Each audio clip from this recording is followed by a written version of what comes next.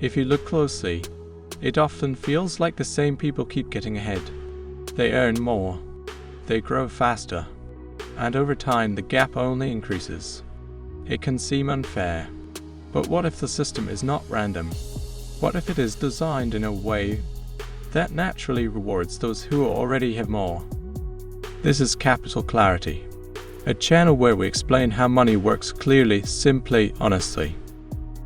Most people believe that money is mostly about effort. You work, you earn, you save, and over time things improve. This idea feels logical, and in many cases it is partly true. But when you look at the bigger picture, you start to notice something different. Two people can work equally hard, yet their financial outcomes can diverge significantly over time. The reason for this difference is not always effort. It is how the system itself works. The financial system is built around one key principle. Money grows faster when it is already accumulated. This is not a theory or an opinion. It is a structural feature of how modern economies operate. And once you understand this, many patterns begin to make sense. At the center of this system is compounding. When money is saved or invested, it does not just grow once. It grows, and then the growth itself begins to grow. Over time, this creates an accelerating effect.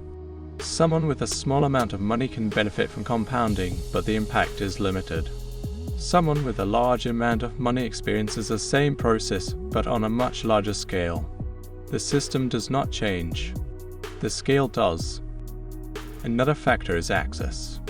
People with more financial resources have access to opportunities that are not available to everyone.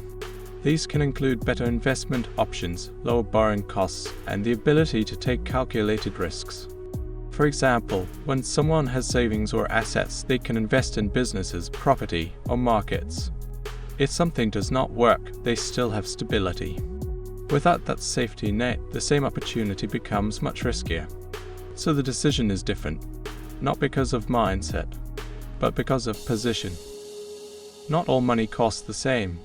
People with strong financial positions can borrow money at lower interest rates. They are seen as less risky, so the system offers them better terms. Those with less stability often face higher interest rates, stricter conditions, and fewer options. This creates a gap. One group pays less to use money, the other pays more. Over time, this difference compounds. Wealth also creates time. When basic needs are covered and there is a financial cushion, decisions can be made with a long-term perspective. Investments can be held longer. Opportunities can be evaluated more carefully. Without that cushion, decisions are often short-term. Immediate needs take priority. There is less room to wait, to plan, or to take advantage of timing. This is not a question of discipline. It is a question of constraints. Risk behaves differently depending on your position. For someone with limited resources, the single mistake can have serious consequences. A failed investment, an unexpected expense, or a loss of income can disrupt everything. For someone with more resources, the same mistake is often manageable. Losses can be absorbed. Recovery is faster. This changes behavior. It allows for more participation and opportunities that carry risk but also potential reward. Most people rely primarily on income. They exchange time for money. This creates a linear relationship. You work more, you earn more. You stop, it stops. Wealth, on the other hand, is often built on assets. Assets generate income without direct time involvement. Investments, businesses, and other financial instruments can produce returns over time. This creates a different dynamic. Income is limited by time. Assets are not. When you combine all of these elements, a pattern emerges. The system is not actively choosing who to reward, but its structure naturally benefits those who have capital, have access, have time, have lower costs, and once someone reaches that position, the system continues to reinforce it. It is easy to interpret this as unfairness alone. And while there are valid discussions around fairness, understanding the mechanism is more useful than reacting to it. Because the system is not something you can simply opt out of, but it is something you can learn to navigate. Understanding this changes your focus. Instead of only thinking about income, you begin to think about accumulation.